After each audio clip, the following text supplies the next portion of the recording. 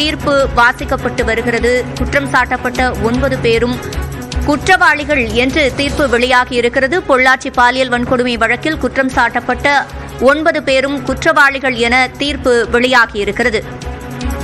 கோவை மகளிர் நீதிமன்ற நீதிபதி நந்தினி தேவி அதிரடியாக இந்த தீர்ப்பினை வழங்கியிருக்கிறார். இந்த வழக்கில் குற்றம் சாட்டப்பட்டு கைது செய்யப்பட்டு சிறையில் அடைக்கப்பட்டிருந்த 9 பேரும் குற்றவாளிகள் என தீர்ப்பு வழங்கப்பட்டிருக்கிறது.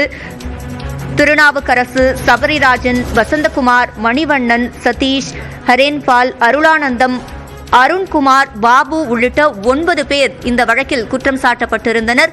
இவர்கள் அனைவரும் தற்போது குற்றவாளிகள் என தீர்ப்பு வெளியாகியுள்ளது.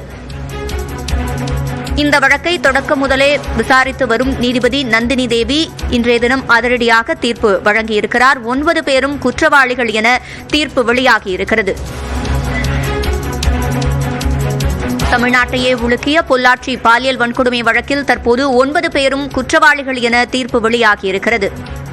2019ஆம் ஆண்டு இந்த வழக்கு பதியப்பட்ட நிலையில் தற்போது 6 வருடங்கள் கழித்து முக்கியத்துவம் வாய்ந்த தீர்ப்பு வெளியாகியிருக்கிறது. கூடுதல் விவரங்களை செய்தியாளர் குருசாமியிடம் கேட்கலாம். குருசாமி, 9 பேரும் குற்றவாளிகள் என நிரூபிக்கப்பட்டிருக்கிறது. தீர்ப்பின் முழுமையான விவரங்கள். பொள்ளாச்சி பாலியல் வழக்கில் தற்பொழுது தீர்ப்பானது வழங்கப்பட்டிருக்கிறது. இந்த தீர்ப்பில் 9 பேரும் குற்றவாளிகள் என்று நீதிமன்றம் தற்பொழுது தீர்ப்பினை அறிவித்திருக்கிறது.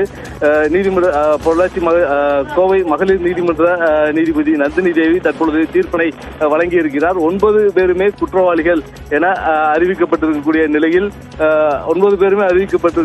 நிலையில் வழக்கினுடைய விவரம் பிற்பகல் 12 மணி அளவில் வெளியிடப்படும் என தெரிவிக்கப்பட்டிருக்கிறது.